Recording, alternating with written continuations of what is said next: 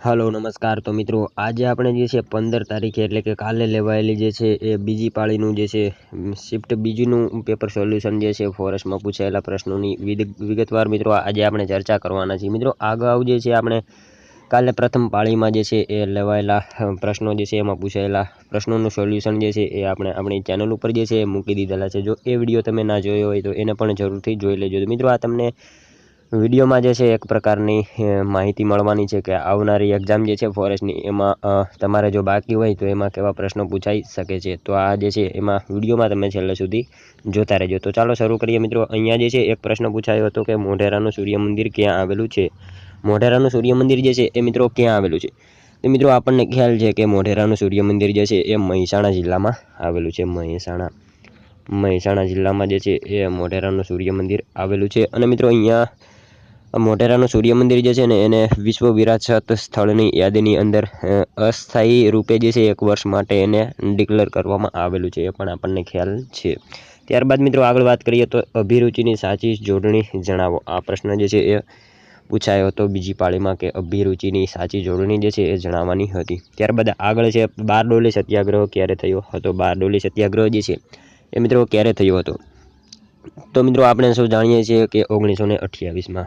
ખાસ યાદ રાખજો કે બારડોલી સત્યાગ્રહ જે છે ક્યારે તો 1928માં થયો હતો। મિત્રો સુરત જિલ્લાના બારડોલીની અંદર આ સત્યાગ્રહ થયો હતો। મિત્રો સરદાર પટેલ જે છે સરદાર વલ્લભભાઈ પટેલ દ્વારા એટલે કે આ આંદોલન જે છે ને એ મિત્રો એમની આગેવાની હેઠળ ચલાવવામાં આવ્યો હતો। અને મિત્રો આ બારડોલી સત્યાગ્રહ જે છે એ મિત્રો આ બારડોલી ખાતે સરદાર સ્વરાજ આશ્રમ પણ આવેલો છે અહીંયા, એ પણ આપણને ખ્યાલ હોવો જોઈએ। તો બારડોલી સત્યાગ્રહ ક્યારે તો 1928માં થયેલો હતો। ત્યારબાદ આગળ વાત કરીએ મિત્રો આગગાડી સમાસ। આગગાડી સમાસ જે છે એક સમાસ પૂછાયો હતો આગગાડી।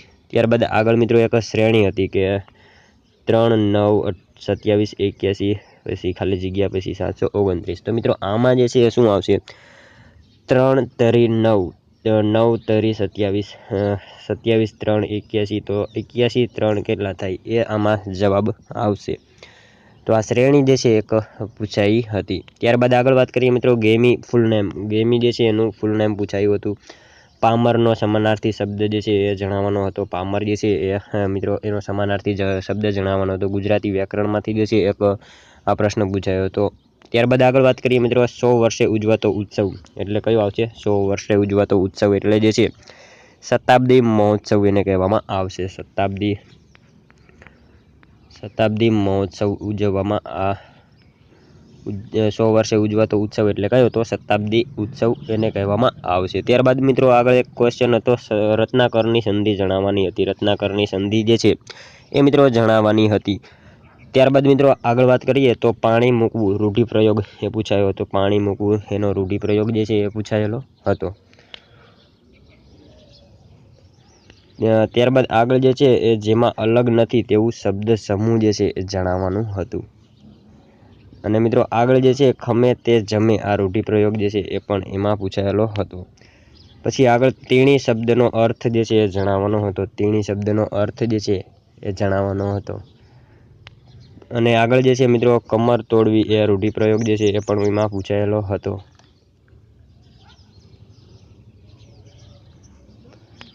ત્યારબાદ આગળ જે છે ભારતીય ચૂંટણી પંચનો એક પ્રશ્ન પૂછાયો હતો। ભારતીય ચૂંટણી પંચનો જે છે એક પ્રશ્ન પૂછાયેલો। તો મિત્રો ભારતીય ચૂંટણી પંચનો જે છે એમાં મિત્રો શું આવે તો એક્ઝેક્ટ ખ્યાલ નથી, પરંતુ એમાંથી જે છે એક પ્રશ્ન પૂછાયો હતો। અને ભારતીય ચૂંટણી પંચની સ્થાપના કયા અનુચ્છેદમાં થાય છે? તો શું આવશે? અનુચ્છેદ 324 મુજબ જે છે આ ચૂંટણી પંચના જે છે એનો એમાં એની સ્થાપના કરવામાં આવે છે। અને મિત્રો આ ચૂંટણી પંચના મુખ્ય કમિશનર હોય તેની નિમણૂક કોણ કરે? તો ભારતના રાષ્ટ્રપતિ જે છે એની નિમણૂક કરતા હોય છે।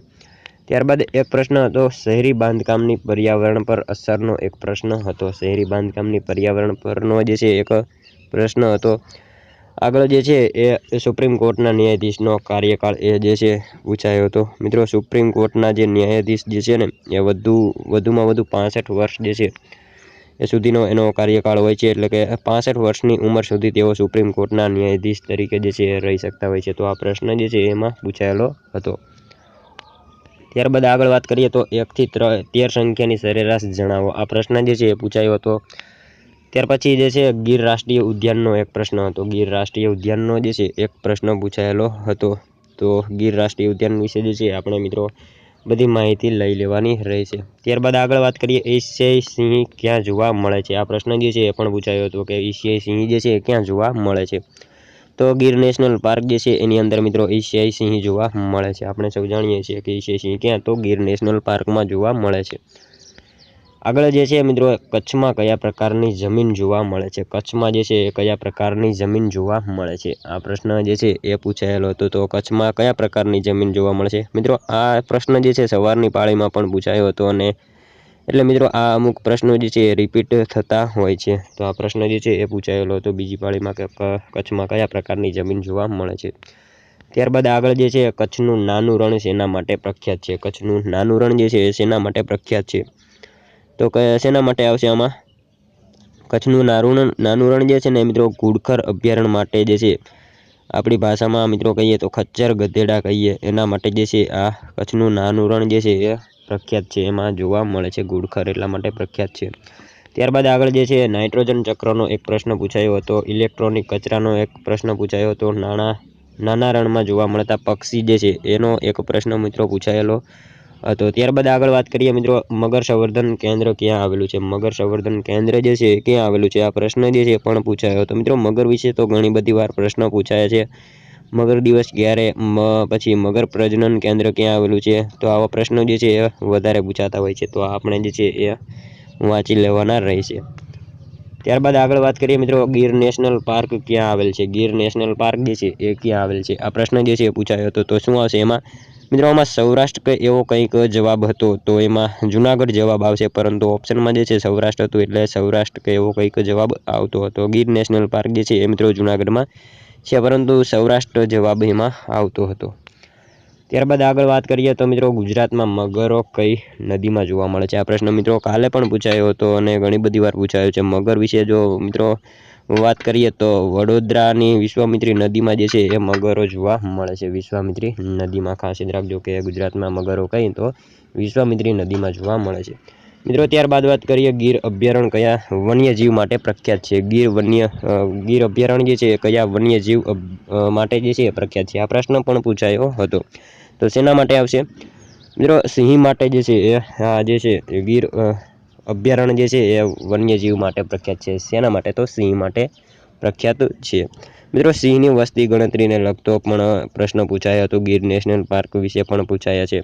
તો મિત્રો આ તો જો વિડીયો તમને પસંદ આવ્યો હોય તો એક લાઇક કરી દેજો, તમારા મિત્રો જોડે પણ શેર કરજો જેથી એમને પણ ઉપયોગી બને, અને મિત્રો આપણી ચેનલ સાથે તમે જરૂરથી જોડાયેલા રહેજો। આજે જે છે એટલે કે 16 તારીખે જે પ્રશ્નો પૂછાવાના છે ફોરેસ્ટમાં, એની પણ આપણે વિગતવાર ચર્ચા કરીને મિત્રો વિડીયો મૂકી દઈશું, તો ચેનલ સાથે તમે જરૂરથી જોડાયેલા રહેજો।